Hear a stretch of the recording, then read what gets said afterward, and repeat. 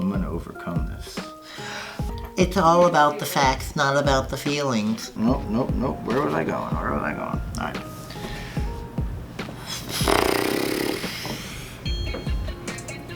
Say a prayer for me, guys. Jeez.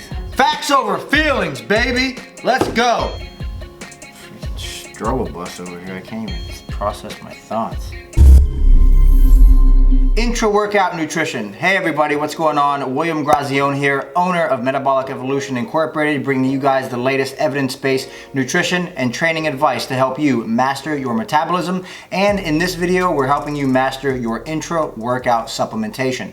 So for those of you guys who checked out the previous video all about pre-workout nutrition, I appreciate the likes and the engagement on that video, and that video is going to be important for you guys to check out first because that video actually ties into this video all about intra-workout supplementation.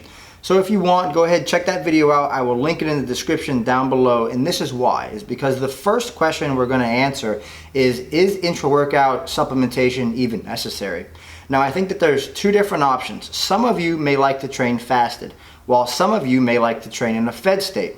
I would say that intra-workout supplementation is going to be more optimal and more beneficial for somebody who's actually training in a fasted state versus somebody who's training in a fed state. If you're having a complete protein source with a complex carbohydrate source or the like, what you're doing is you're optimizing muscle protein synthesis.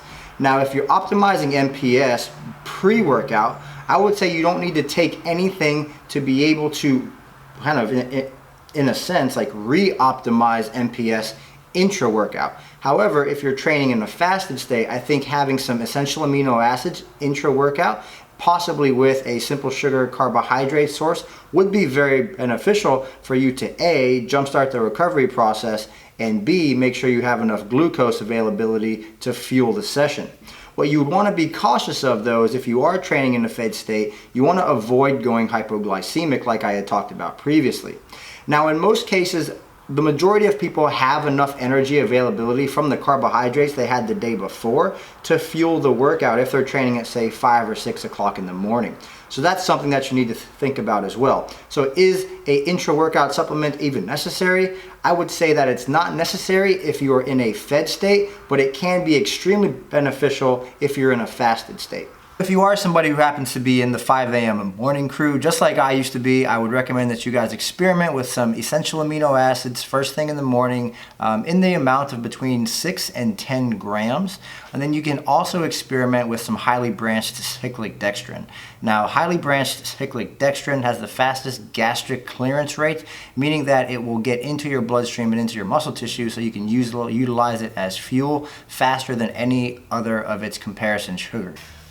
Next, we're going to talk about essential amino acids versus branched chain amino acids because I'm sure some of you are asking me, hey Will, like you've been recommending branched chain amino acids for the last 8 years. How come you're not recommending them any longer? I'm going to create an entire video about the differences between branched chain amino acids and essential amino acids and why I would at this moment in time recommend essential amino acids over branched chain amino acids, even recommending a whey protein isolate intra-workout versus branched chain amino acids because it's like if you could have the caloric allotment, why not just have a scoop of protein in the middle of your workout if you're worried about kind of going backwards through the process of muscle protein breakdown. So that's what I would say is that the difference between branched chain amino acids and essential amino acids is very, very simple. There's 20 amino acids in total. There's 9 essential amino acids in essential amino acids. And usually there's only going to be about 3 to 5 in most branched chain amino acid supplements. So can branched chain amino acids be beneficial for intra-workout training? I would say that they could help prevent you from having excess muscle protein breakdown, but they're not actually going to help you build muscle tissue. Now on the other side of that, essential amino acids, because they contain all 9 essential amino acids, they can actually help you build muscle. Now because of that, they do have a caloric value as well. So for every gram of essential amino acids, you're basically looking at a gram of protein.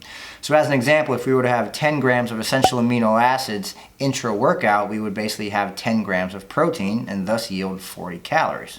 So if you happen to be a macro tracker, you're definitely going to want to track that into your macros, especially if you're having more than a few servings per day. Wrapping all of this up in regards to intra-workout supplementation, is it going to be 100% necessary? I would say that it's dependent upon when you have your pre-workout meal, as we discussed earlier in the video.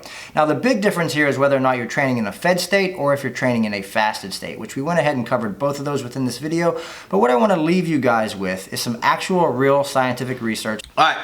So what do the facts say regarding intra-workout supplementation? There's a very interesting research paper in NCBI by Bird and colleagues from 2006.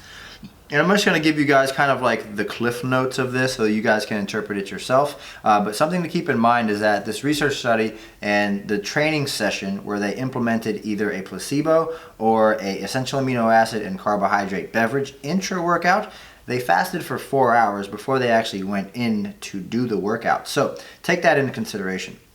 Some of the cliff notes though are that the data demonstrated that not only does carbohydrate and essential amino acid ingestion during exercise bouts suppress exercise-induced cortisol release. So the amount of cortisol released during exercise was suppressed when essential amino acids and a carbohydrate source were present. Take that into consideration, okay? The next thing is that the stimulatory effect of resistance exercise on myofibrillar protein degradation can be attenuated, okay? Meaning that the muscle protein breakdown can be attenuated with an essential amino acid and carbohydrate beverage. Now, those two reasons in and of themselves, I feel like are enough to make this of importance for anybody looking to build the most muscle mass possible. Now, are we talking about a very small percentage of the population? Sure, but if you are going into the gym and you do have aspirations of building and shaping your physique and creating new muscular tissues on your body, I would highly recommend you guys look into supplementing something for your intra-workout. Now, if you were to go ahead and do this, I would recommend between 6 to 10 grams of essential amino acids stacked on top of between 10 and 20 grams of a highly branched cyclic dextrin. My name is William Grazione. I really appreciate you guys for checking out this video. If you have any questions regarding intra-workout supplementation, go ahead and leave them down in the comment section down below. Coming up after this video, we're going to be talking all about post-workout nutrition and how you guys can maximize your gains. I'll see you in the next video. Bye.